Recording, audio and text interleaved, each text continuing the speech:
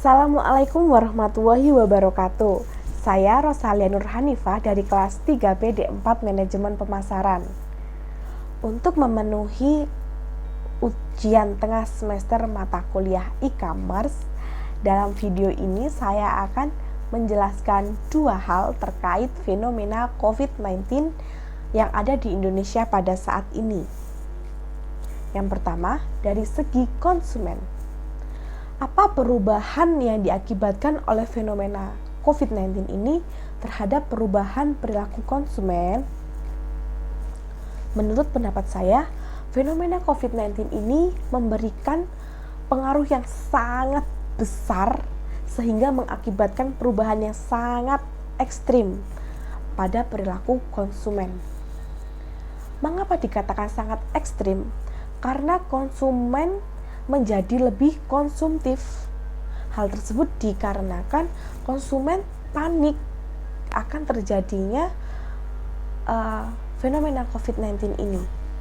Mereka harus melakukan pencegahan untuk menghindari diri mereka terjangkit pada virus corona ini.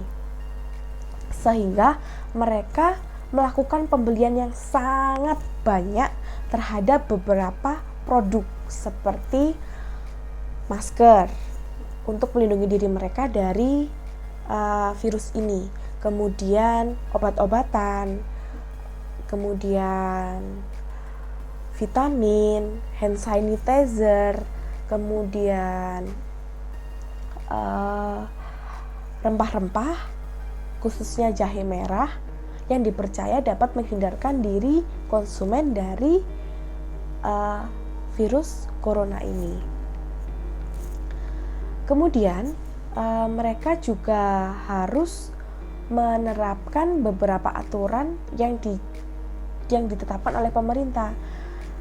Yang paling penting adalah peraturan untuk social distancing atau mengurangi diri mereka dari bertemu dengan orang lain dan bertatap muka.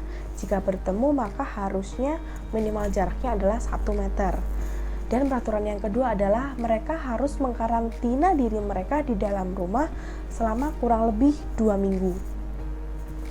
Hal tersebut mengakibatkan konsumen untuk berdiam diri di rumah.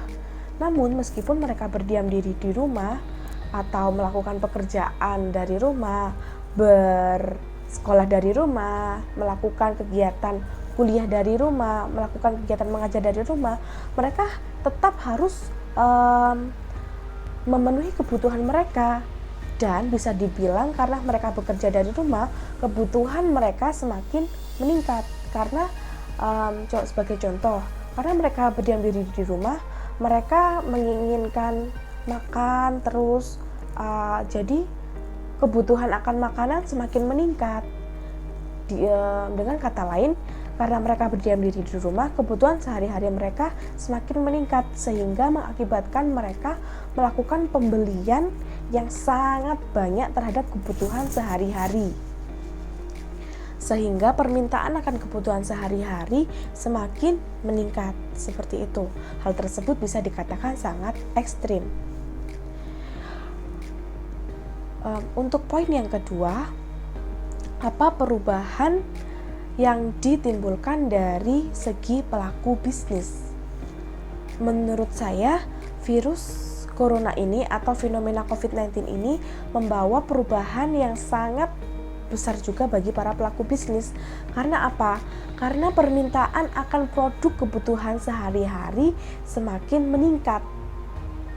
Namun, mereka harus tetap produksi. Di sisi lain, pemerintah mengharuskan untuk bekerja dari rumah, atau jika mereka tetap bekerja, mereka harus dikurangi jam kerjanya sehingga mengakibatkan produksi mereka menjadi terganggu.